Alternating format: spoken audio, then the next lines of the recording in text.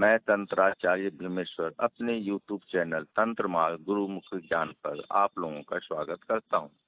आज एक गंभीर रहस्यमय जानकारी लेकर के आप लोगों के समक्ष उपस्थित हुआ हूं। तंत्र है क्या और तंत्र के जो 4 स्तंभ बोले जाते हैं वो है क्या, और बहुतों साधकों का ये प्रश्न था कि हम इसकी शुरुआत कहाँ से करें। तो इसकी जो शुरुआत है, जैसे घर बनाते हैं तो 4 पिलर को डालते हैं अर्थात नींव को। तो नींव क्या है? पूरा घर का जो भार होता है वो बीम और नींव के ऊपर ही होता है। आप कितनों पैसा खर्चा कर लो, नींव और पिलर नहीं डालते हो घर में तो एक भी मतलब जैसे बोलते हैं ना, भूकंप आ गया, ये हो गया, वो हो गया, ऐसा कोई भी झटका वो घर बर्दाश्त नहीं कर सकता। और ताश के पत्तों के तरह वो घर देखते ही देखते मटिया मेट हो जाता है। तो ऐसा क्यों? उस घर में पिलर नहीं था। उसी प्रकार से जो साधक तंत्र में फेल हो जाते हैं, साधना सिद्धि करते करते थक जाते, नहीं होता है। तो क्यों नहीं होता है? आप लोगों ने इसको कभी खोजा नहीं, ढूंढा नहीं, या फिर आपके गुरुओं ने आपको बताया नहीं।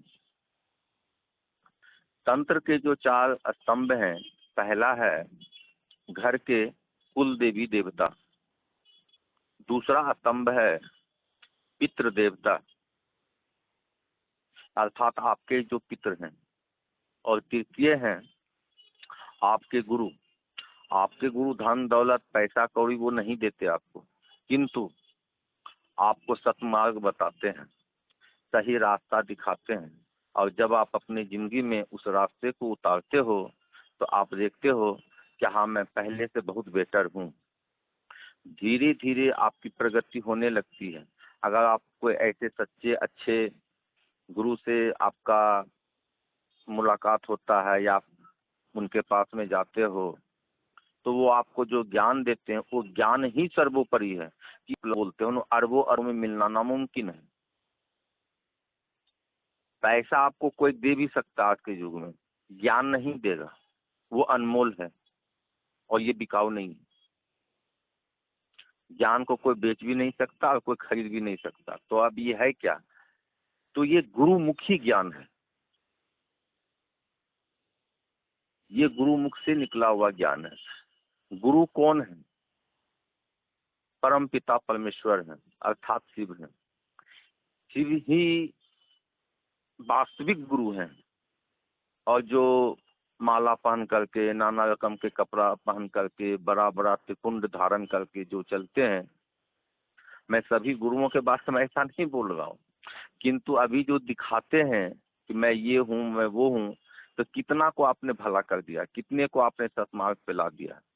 आप गुरु तत्व पे बैठे हो तो जो भी आपके शरणागत हुए हैं उनको आप सही मार्ग दिखाओ तो आप गुरु हो। मैं कोई गुरु नहीं हूँ, मैं एक छोटा मोटा साधक हूँ। मैं साधना करता हूँ, साधना सिखाता भी हूँ, किंतु मैंने कभी ये नहीं बोला कि मैं गुरु हूँ। गुरु तो आप लोग हमें बना दियो, आप लोग बोलते हो, मैं मना भी करता हूँ, जय हो। तो मेरा टॉपिक यही नहीं है।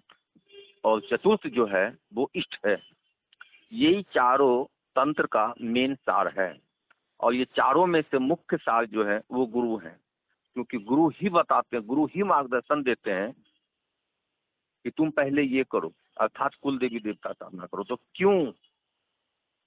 क्योंकि वो कुल देवी देवता आपके देवता हैं, आपके लिए हैं। आप इसको समझ नहीं पाते हो ये है क्या। और जैसे बोलते हैं ना, घर का मुर्गी दाल बराबर, तो आप लोग उनका वेट नहीं जानते हो, वो क्या है वो नहीं जानते हो, और आप उसको मानते नहीं हो। तो जो सही गुरु आपको अगर मिल जाए तो सबसे पहले आप देखोगे कि सबसे पहले जैसे बच्चा जन्म लेता है तो सबसे पहले माँ बोलता है, उसी प्रकार से गुरु जो है आपकी ही कुल देवी देवता के बारे में आपको पहले वो बताते हैं, अवगत करवाते हैं, उनके क्या कार्य हैं और वो क्यों जरूरी है वो आपको बताते हैं, दिखाते हैं। आपके जो नैन चक्षु बंद हो रखे हैं वो ज्ञान सलाका से खोलने का कार्य करते हैं। कुल देवी देवता के बारे में कितनों बोला जाए वो कम है। तो शॉर्टकट में मैं ये बताऊं, क्योंकि वीडियो बहुत बड़ी हो जाएगी और आप लोग देखना पसंद नहीं करते हैं। तो आप लोग का रक्षा सुरक्षा के लिए सबसे पहले आपके कुल देवी देवता हैं। उसके बाद पितृ का कर लो आप साधना। तंत्र में अगर चलना है आगे तो पहली सीढ़ी, द्वितीय सीढ़ी, तृतीय सीढ़ी, चौथी सीढ़ी की मैं बात बोलने आया हूँ। ये 4 स्तंभ हैं क्या?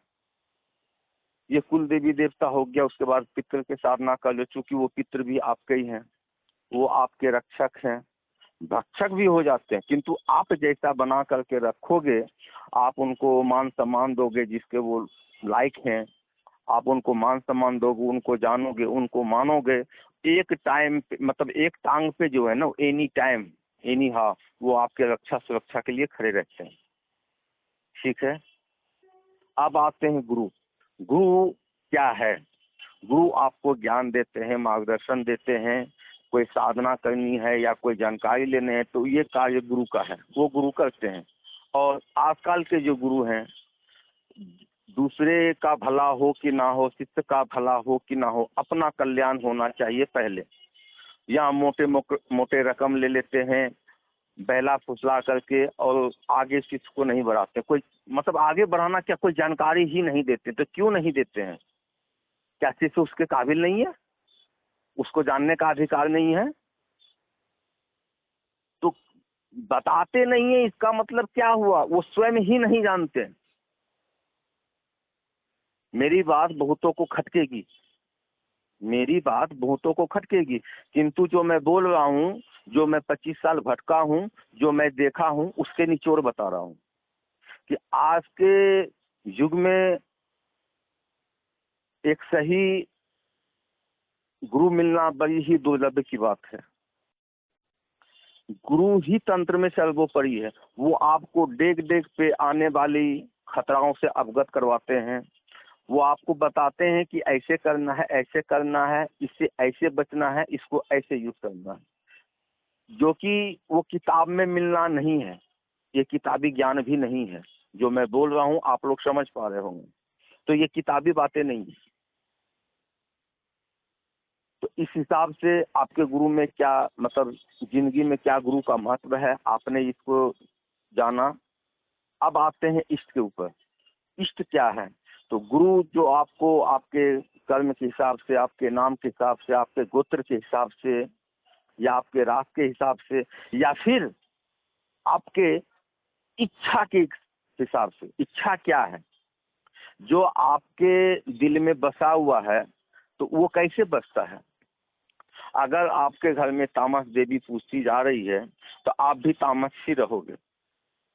सपोज कर लिया जाए, अगर आपके घर में काली माता पूज्यमान है, ठीक है, भैरव जी पूज्यमान है, तो सीधी सी बात है, वो आपके घर में पूज्यमान है तो आप भी उसी प्रकार के हो।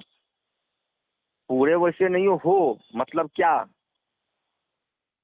वो अगर सात्विक पद्धति से हैं आपके घर में तो भी आप सात्विक रहोगे। अगर वो तामस में है तो आप सात्विक नहीं जा सकते, आपको भी तामस ही होगा, तामस गुण ही आपको भी अपनाना होगा। तो ऐसे ये है। तो वो इष्ट खोज करके, समझ करके आपके हिसाब से आपको वो तय करते हैं, या फिर आपके हृदय में जो बसा हुआ उसको वो मंत्र के हिसाब से बांध करके वो आपको दे देते हैं।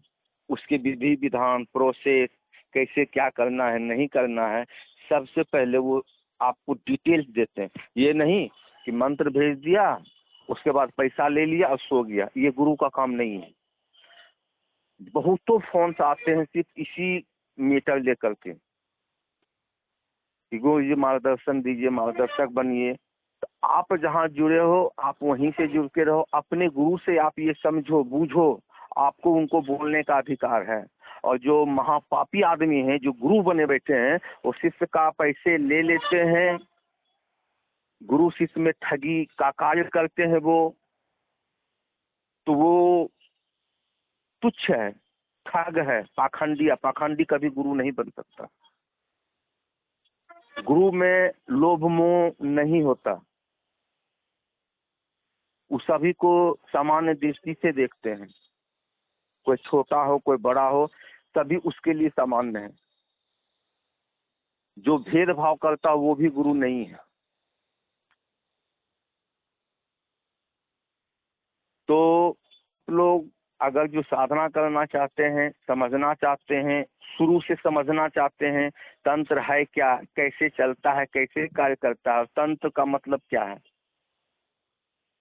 आपको इसको जानना है, समझना है।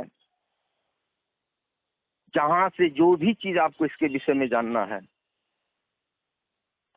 आप बेहिचक हमको कॉल कीजिए, आप हमसे समझ सकते हैं, पूछ सकते हैं, जान सकते हैं, चाहे जो चीज के बारे में आपको जानना हो। चेष्टा करूंगा आपके जवाब देने की। तो